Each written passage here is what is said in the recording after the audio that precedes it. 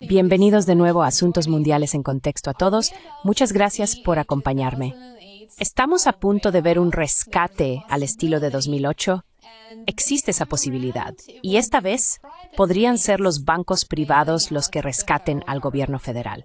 Vamos a profundizar en los detalles. La crisis financiera de 2008 fue provocada por la emisión generalizada de hipotecas subprime de alto riesgo y la agrupación de estos préstamos en valores complejos vendidos como inversiones de bajo riesgo.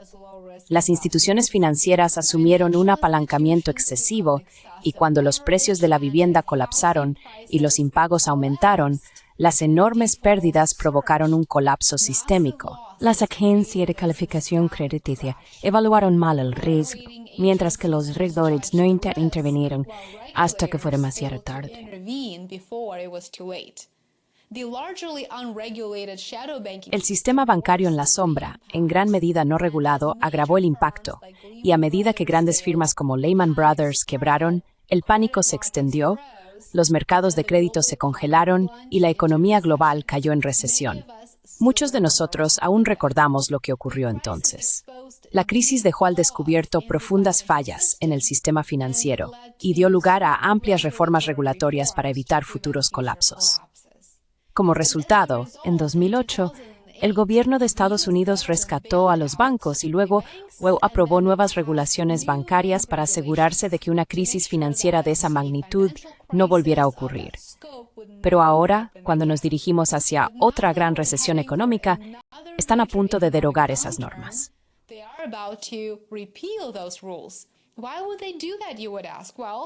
¿Por qué harían eso?, te preguntarás.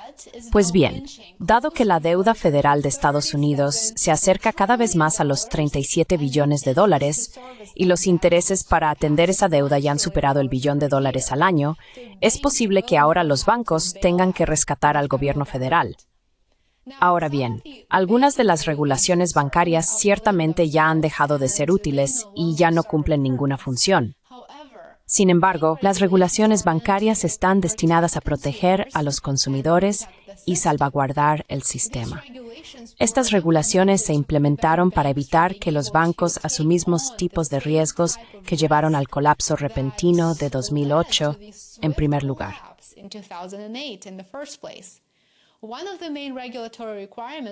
Uno de los principales requisitos regulatorios era el nivel de capital. Y sea cual sea el activo que estén considerando comprar, por supuesto tienen limitaciones sobre la cantidad de esos activos que pueden adquirir. El objetivo es muy sencillo: asegurarse de que los bancos no vuelvan a estar sobreapalancados. Además de los requisitos de capital, a los bancos estadounidenses se les ha restringido la cantidad de bonos del Tesoro de Estados Unidos que pueden comprar. Aunque los bonos del Tesoro de Estados Unidos respaldados por el gobierno estadounidense, lo que significa que son prácticamente libres de riesgo, en la práctica no lo son. Aunque siempre que los mantengas hasta su vencimiento, recibirás de vuelta tu capital y por supuesto también los intereses. Pero eso solo ocurre si los bancos realmente mantienen estos bonos del tesoro hasta su vencimiento. En circunstancias imprevistas, piense en el peor de los casos, como por ejemplo una retirada masiva de depósitos, los bancos tendrían que vender estos bonos del tesoro para obtener liquidez, para recaudar capital, para pagar los depósitos. Eso podría parecer algo fácil y relativamente sencillo de hacer, pero en realidad no lo es. Podría provocar el colapso de un banco. Si un banco compró estos bonos del tesoro cuando los tipos de interés eran bajos y desde entonces han subido, lo cual por supuesto es el caso en nuestro entorno actual y lo ha sido durante varios años, los bancos están sentados sobre miles de millones de dólares en pérdidas no realizadas. Esto significa que puede que ni siquiera sean capaces de reunir suficiente efectivo para pagar todos los depósitos en ese peor de los casos.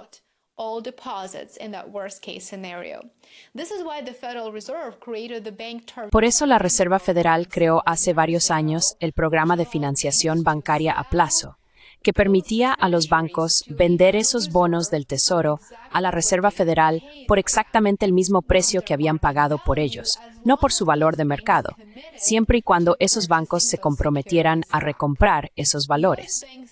Hoy en día, los bancos estadounidenses siguen teniendo un límite en la cantidad de bonos del Tesoro que pueden adquirir. Y eso es un gran problema, sino para el gobierno de Estados Unidos. Los tipos de interés de la deuda pública han ido aumentando. Al mismo tiempo, Washington está recortando impuestos, aumentando el gasto y acumulando más deuda cada año.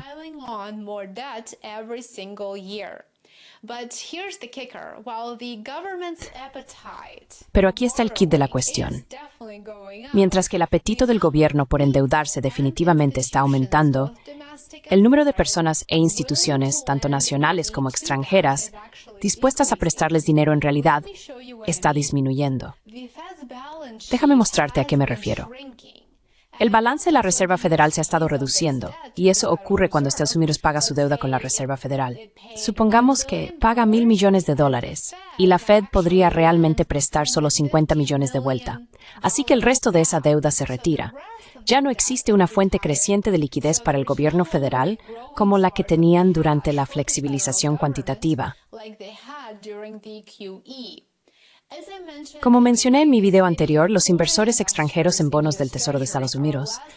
Ellos ofrecen mayores intereses en la deuda estadounidense porque está gente. Y eso es una noticia terrible para el gobierno estatal de los Estados Unidos porque financia sus operaciones emitiendo deuda. Sus ingresos fiscales han estado disminuyendo.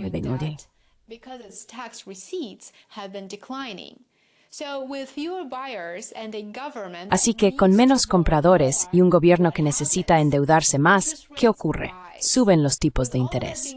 Dicho todo esto, significa que el gobierno de Estados Unidos no tiene muchas opciones más que derogar algunas de estas regulaciones bancarias, porque el riesgo al que se enfrentan ahora podría ser incluso peor que el colapso de todo el sistema bancario. Si el gobierno entra en suspensión de pagos, eso sería, en la práctica, el fin del juego para la economía global y también para la economía estadounidense.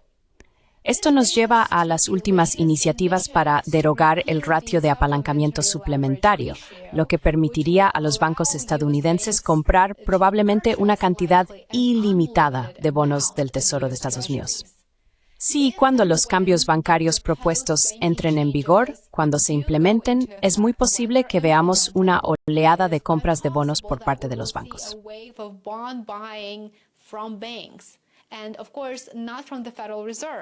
Y por supuesto no será por parte de la Reserva Federal. Veremos que esa ola vendrá de los bancos, de instituciones privadas. Es una laguna legal que podría funcionar como una expansión cuantitativa, solo que sin la implicación de la Reserva Federal. Los bancos privados harán todo el trabajo sucio durante el rescate gubernamental. Y si esto ocurre, podríamos ver tipos de interés más bajos, especialmente en la deuda pública. A su vez, Estados Unidos podría aprovechar la situación refinanciando deuda con altos intereses en préstamos más baratos. Al final de este complicado proceso, es probable que el gobierno estadounidense se encuentre en posición de seguir gastando, emitir más deuda, o dicho de otro modo, aumentar el endeudamiento, lo que podría llevar a una mayor inflación a nivel nacional, ya que veremos en la práctica un gasto más descontrolado y tipos de interés más bajos.